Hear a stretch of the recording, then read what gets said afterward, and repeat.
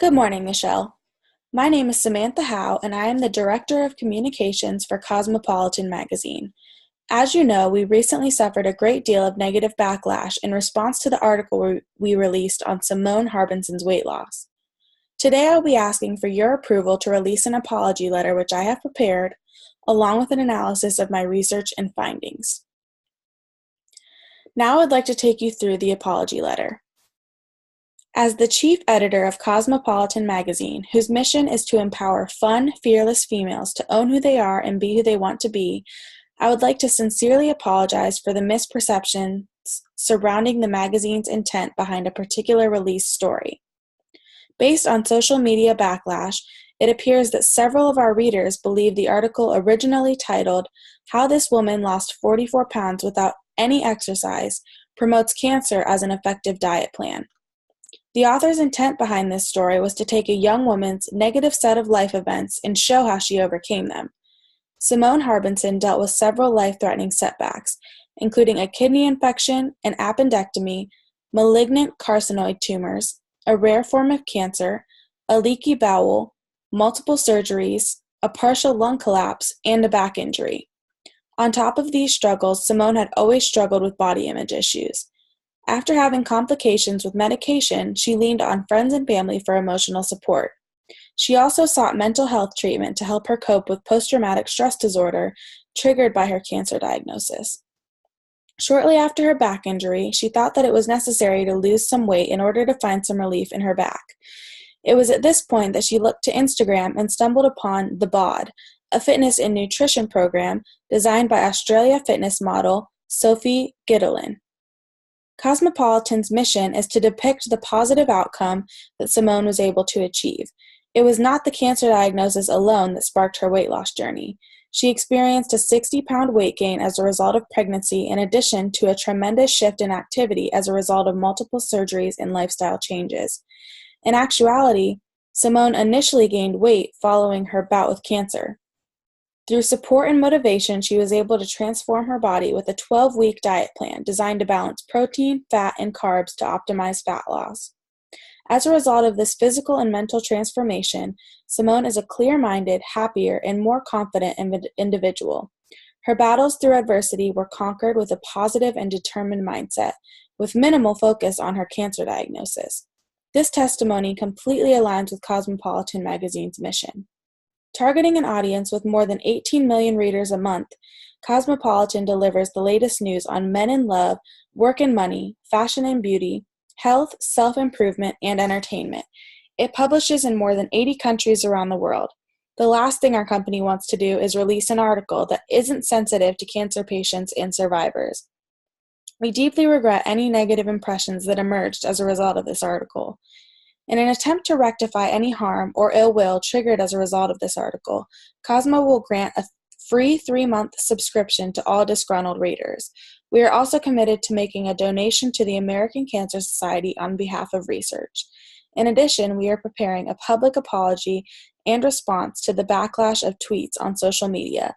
Thank you for your understanding and open consideration in regards to this unfortunate situation. In hopes of gaining your approval to release this letter and apply these corrective actions, I'm going to walk you through the analysis. Based on the Chapter 13 reading, I determined that the audience for the Cosmopolitan scenario is a concerned audience. This means that the article published by Cosmo yields low impact and high responsibility perceptions. In other words, the audience believes that the harm to people or the environment is minimal. However, individuals are concerned because a weakness in the organization has been revealed that could cause a more serious crisis later. This became obvious when reading several tweets made in response to the controversial article. There are no statistics revealing the number of tweets that were made, but there is screenshotted evidence from numerous enraged social media users. One tweet by Matthew W. Cherry, made on April 17, 2017, states, "Cancer is not a diet plan. Delete this." This tweet received over 130 likes and 95 comments. In the comment section, there was actually a person who defended Cosmopolitan. They did not view the article to be offensive in any way and considered her depression, as well as a strict diet plan, to be the key contributors to Simone's weight loss, not cancer. Another tweeter named Allison Warner, who happens to be a doctor, addressed Cosmo, admitting she was horrified. "How incredibly disrespectful and insensitive," she said. "You owe a lot of patients an apology." I found it interesting to learn this woman's Twitter biography states she is passionate about using exercise to fight cancer. After determining that there was a concerned audience and familiarizing myself with the negative responses to this disputed article, I then had to decide which crisis communication strategies to use. In the text, it suggested that minimization, bolstering, and some form of corrective action were the best strategies to use when dealing with a concerned audience. As a result, I attempted to compose my letter using these techniques. I tried to explain that the crisis wasn't as bad as it might appear. I tried to relate how the story and the article reflect Cosmopolitan's mission statement. I reminded the audience that Simone had dealt with several life-threatening circumstances that led up to her finding a successful weight loss program. I aimed to take the focus off the cancer diagnosis and summarize a number of other initiatives she took relative to her mental, physical, and emotional well-being, which resulted in her overall transformation. While her weight loss was the key focus of the article, the obstacles she overcame were also key contributors. I made a sincere attempt to apologize and sympathize with the audience members that were negatively affected. I acknowledged their concerns, put some corrective actions in place by offering a public apology, a 3-month subscription to the magazine, as well as a monetary donation to the American Cancer Society. My hope was that the donation would help disgruntled readers to know that the magazine is sensitive to cancer survivors, patients, and their loved ones. These were all genuine attempts to mitigate our risks and the reputation of the organization. By the time this apology was written, Cosmo had already modified the title of the article and possibly some of the contents.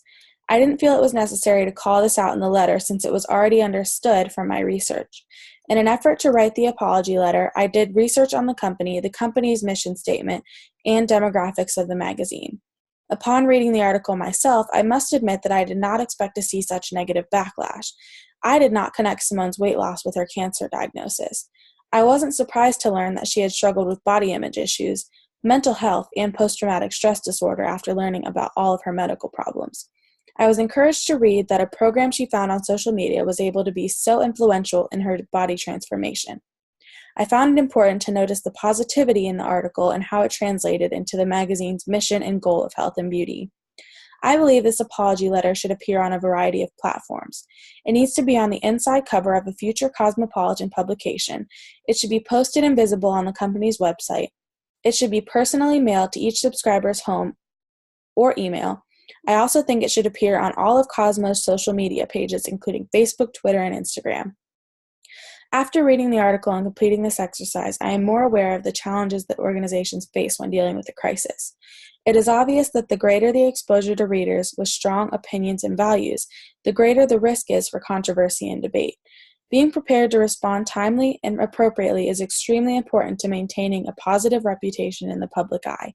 In my letter, I attempted to use the strategies we learned about in Chapter 13 and offer condolences and concessions to those who were negatively impacted. Thank you for your time today. I look forward to your approval in the near future.